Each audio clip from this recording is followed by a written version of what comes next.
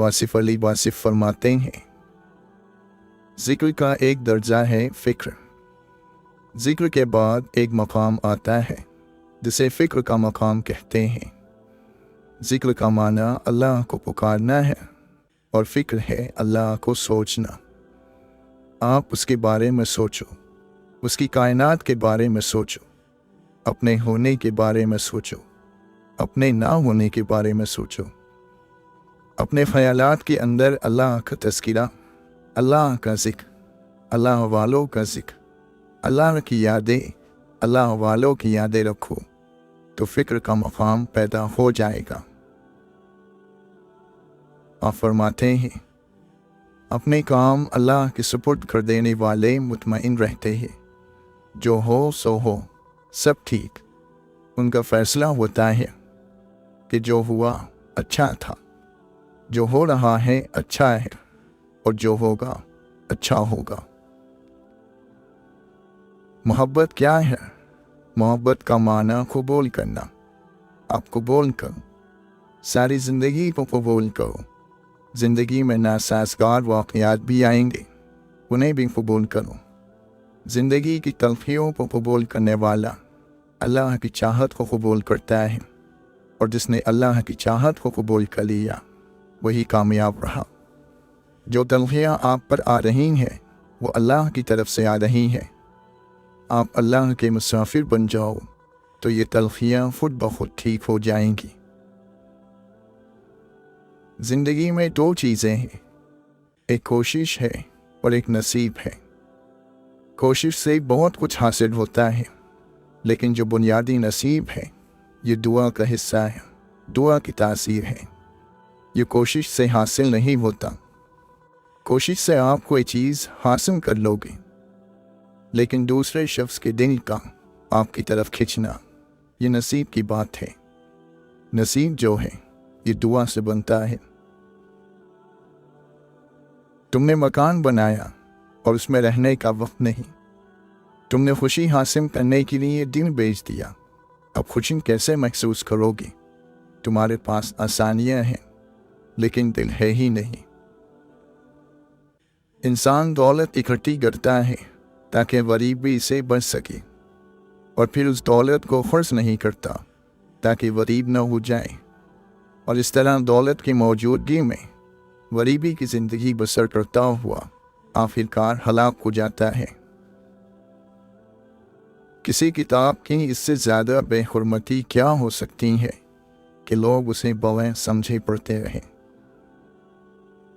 अपने मुखालिफ को गालियाँ देना और गैर अखलाकी रवैये से पेश आना इस बात का सबूत है कि आप उसे दलील से शिकस्त नहीं दे सकते। जिस शख्स ने इल्म ज़्यादा हासिल किया लेकिन दुनिया से बेरग़बती ज़्यादा ना हुई, उसे अल्लाह से दूरी के सिवा कुछ ना मिला। हज़रत अली रज़ी अल्लाहु अन्हु फरमाते हैं, इल्म ख़ज़ाना है और सवाल करना उसकी चाबी है। अल्लाह तुम पर रहम फरमाए, सवाल किया करो, क्योंकि सवाल करने की सूरत में 4 लोगों को सवाब दिया जाता है। सवाल करने वाले को, जवाब देने वाले को, सुनने वाले और उनसे मोहब्बत करने वाले को। आप फरमाते हैं, उन लोगों में से मत होना जिन्हें नसीहत उसी वक्त फ़ायदा देती है जब उन्हें बहुत ज़्यादा शर्मिंदा किया जाए।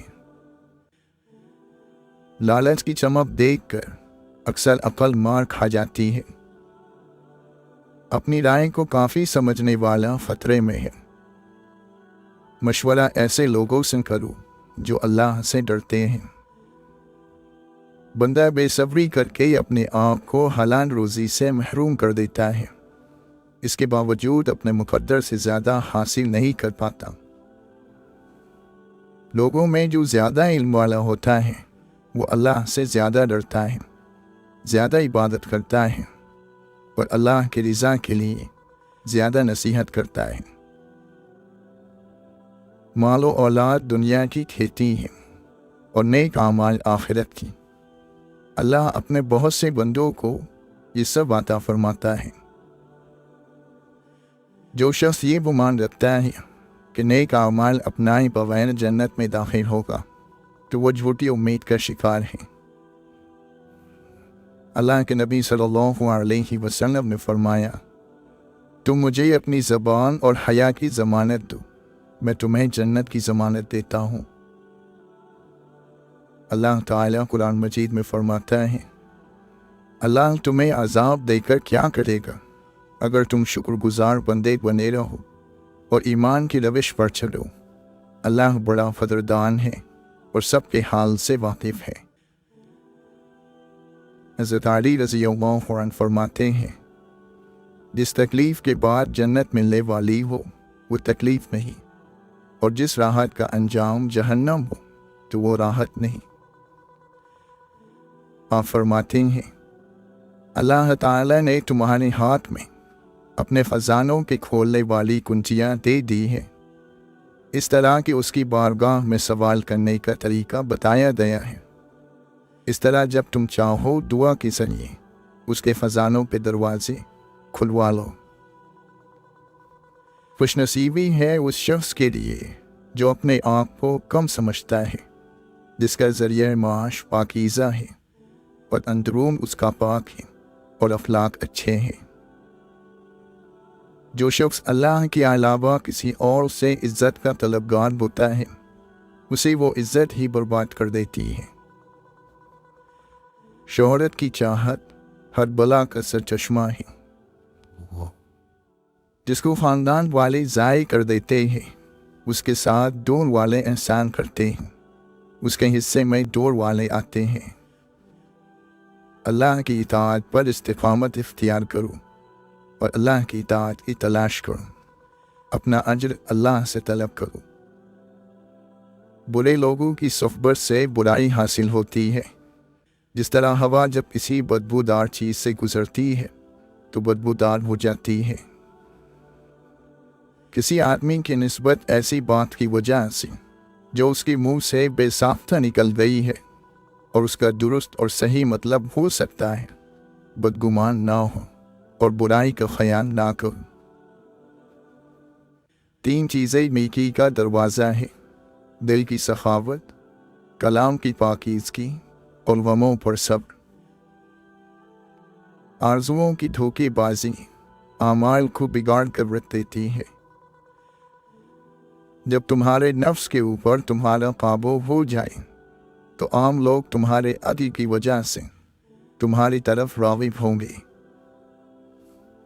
जिस तरह ज़माने की आने वाली मुसीबतों से पनाह मांगते हो, इसी तरह सरकश बनाने वाली आदतों से अल्लाह ताला से पनाह मांगो।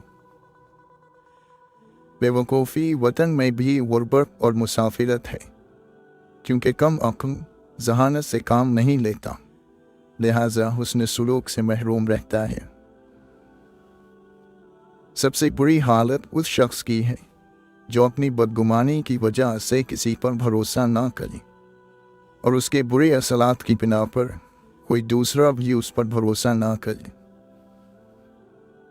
इससे पहले कि तुम्हें खुद लंबी कैद काटना पड़े और नफ्स को हलाक करना पड़े, अपनी ज़बान को कैद कर लो, इसलिए कि ऐसी ज़बान लंबी कैद की सबसे ज़्यादा हकदार है जो सीधे रास्ते से हट जाए और बगैर सोचे समझे फ़ौरन जवाब देने की आदी हो। दिल की कोई तकलीफ़ गुनाहों की तकलीफ से ज़्यादा दर्दनाक नहीं है। बेशक वो शख्स अक्लमंद है जिसकी अकल उसे नेक कामों की तरफ राग़िब करें। आप फरमाते हैं, अल्लाह ताला जब किसी बंदे को पसंद करता है तो उसकी नसीहत इबरतों के ज़रिए करता है। इंसान के लिए कितना बेहतर है कि वो ऐसी चीज़ की तमन्ना ही ना करे जो उसके लिए मुनासिब ना हो। शरीफ की दौलतमंदी उसकी खूबियाँ और फ़ज़ाइल ज़ाहिर करती है और कमीने की मालदारी उसकी बुराइयाँ और ऐब ज़ाहिर करती है। हर वो इज़्ज़त जिसकी तायीद दीन ना करे ज़िल्लत है। कमज़ोर का यही ज़ोर चलता है कि वो पीठ पीछे बुराई करे। जिसे अदब की कमी नीचे गिरा देती है, اسے خاندانی شرافت اوپر نہیں اٹھا سکتی۔